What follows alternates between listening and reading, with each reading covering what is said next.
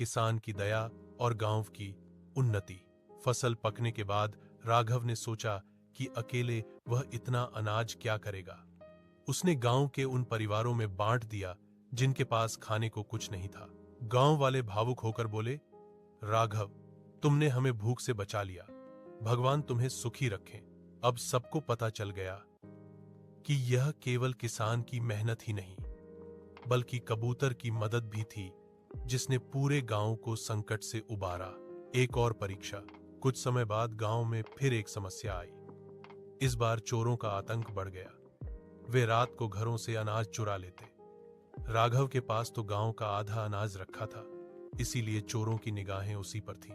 रात को चोर उसके घर में घुस आए, पर जैसे ही वे अनाज ले जाने लगे, कबूतर ने जोर से फड़फड़ाकर आवाजें करना शुरू कर दी। उसकी आवाज सुनकर राघव जाग गया और पड़ोसी भी दौड़े चले आए। चोर पकड़े गए और गांव फिर सुरक्षित हो गया। उस दिन से लोग कबूतर को गांव का रक्षक कहने लगे। कहानी का चरम। राघव अब समझ चुका था कि यह कबूतर कोई साधारण पक्षी नहीं, बल्कि भगवान का भेजा हुआ दूत है जो उसे हर संकट में मार्ग दिखाता है। उसने मन ही मन प्रण किया कि वह इस मित्र की सेवा जीवन भर करता रहेगा। कबूतर भी हर सुबह उसके साथ खेत में जाता और शाम को घर लौट आता। दोनों की मित्रता पूरे गांव में मिसाल बन गई। राघव भी परेशान हुआ क्योंकि उसकी फसल सूख चुकी थी। घर में अनाज भी कम बचा था। परिवार को पालना कठिन हो रहा था। वह रात को घर के आंगन में बैठा सोच रहा था, हे भगवान, मैंने मेहनत में कोई कमी नहीं रखी, फिर भी फसल बर्बाद हो गई। अब घर वालों का क्या होगा? कबूतर उड़कर उसके पास आया और धीरे से उसके कंधे पर बैठ गया, जैसे कह रहा हो, हिम्मत मत हारो, भगवान मेहनत का फल जरूर देंगे। कबूतर की मदद। अगली सुबह राघव खेत में गया तो उसने देखा कि कबूतर बार बार उड़कर पास के पहाड़ की ओर जा रहा है और फिर लौटकर उसके पास बैठ जाता है। ऐसा कई दिन चलता रहा। एक दिन राघव ने जिज्ञासा से उसका पीछा किया। कबूतर उसे पहाड़ की एक गुफा तक ले गया। गुफा के अंदर उसने देखा, वहां एक पुराना कुआं था जिसमें थोड़ी थोड़ी नमी और पानी बचा हुआ था। राघव की आंखें चमक उठीं। उसने सोचा, अगर इस पानी से खेतों में सिंचाई करूं तो शायद थोड़ी बहुत फसल बच सकती है। उसने अपने बैल और हल की मदद से नहर बनाई और कुएं का पानी खेत तक पहुंचाया। धीरे धीरे उसके खेत में हरियाली लौट आई। जहां पूरे गांव की फसल सूख गई थी, वहां केवल राघव का खेत लहलहा उठा। गांव वाले हैरान रह गए, ये कैसे संभव हुआ? जब सबकी फसल बर्बाद हो गई तो राघव का खेत कैसे हरा भरा है?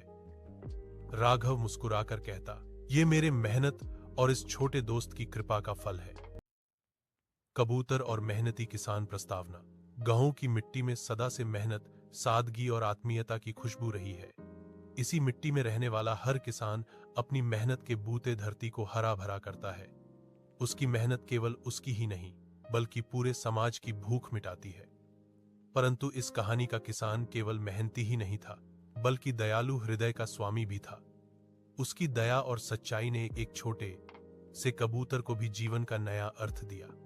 यही कहानी है कबूतर और मेहनती किसान की। किसान का परिचय। बहुत समय पहले की बात है। एक गांव में राघव नाम का किसान रहता था। राघव के पास ज्यादा जमीन नहीं थी, केवल 5 बीघा खेत, पर वह उसी से अपना और परिवार का गुजारा करता था। सूरज निकलने से पहले ही वह उठ जाता, बैल जोतकर खेतों की जुताई करता और पसीना बहाकर फसल उगाता। गांव के लोग कहते, राघव भले ही गरीब है, पर उसका दिल सोने का है। वह न केवल मेहनती था, बल्कि सबकी मदद भी करता। कोई बीमार होता तो खेत छोड़कर उसकी सेवा करने पहुंच जाता। कोई गरीब मजदूर भूखा होता तो अपने घर का अनाज बांट देता। कबूतर से मुलाकात। एक दिन सुबह सुबह जब राघव खेत में काम करने जा रहा था, तभी उसने रास्ते के किनारे एक झाड़ी में कुछ फड़फड़ाहट सुनी। पास जाकर देखा तो एक सफेद कबूतर घायल अवस्था में पड़ा था। उसके पंख में किसी शिकारी का जाल उलझा था। राघव ने दया से कहा, अरे बेचारे, किस मुसीबत में फंस गए हो? उसने धीरे धीरे कबूतर को उठाया, जाल काटा और पानी पिलाया। कबूतर की आंखों में जैसे कृतज्ञता चमक उठी। राघव उसे घर ले आया, पट्टी बांधी और अनाज के दाने खिलाए।